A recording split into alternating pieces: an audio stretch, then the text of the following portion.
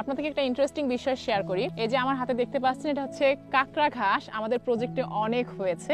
এই ঘাসটা ছোটবেলা থেকে দেখছি, কিন্তু স্পেশাল কোনো ব্যবহার আসলে দেখা হয়নি। গরু ছাগলে খেত, গরু ছাগলের খুব পছন্দের ঘাস, কিন্তু এটা কিন্তু এক ধরনের ঔষধি উদ্ভিদ। কিভাবে অনেক দেশের সুপার শপে এই ঘাসটা ভালো মতো পরিষ্কার করে শুকিয়ে প্যাকেটজাত করে বিক্রি করা হয়, এবং আমাদের দেশের পাহাড়ি অঞ্চলে যারা বসবাস করে তারা কিন্তু অনেক আগে থেকে এই ঘাসটা ব্যবহার করে তাদের ব্যথা সারানোর জন্য। এই ঘাসটা আপনি তুলে ভালো মতো পরিষ্কার করে নিয়ে যেভাবে চা বানায় ঠিক সেভাবে এই ঘাসগুলো জাল করে পানীয় বানিয়ে খেতে পারেন, বা চাইলে আপনি শুকিয়ে সংরক্ষণ করেও রাখতে পারেন। তো আমরা তো এই ঘাসটাকে কাঁকড়া ঘাস নামে চিনি, আপনারা কি ঘাস নামে চেনেন জানাবেন। এবং এই কাঁকড়া ঘাস এভাবে তুলে ধুয়ে পরিষ্কার করে জাল করে পানীয়টা খেলে মাথা ব্যথা থেকে শুরু করে শরীরে যে কোনো ব্যথা নাকি দূর হয়ে যায়। অনেকেই তো পাহাড়ে বসবাস করেন, তো আপনারা কারা কারা এই কাঁকড়া ঘাসের পানীয় খেয়েছেন জানাবেন।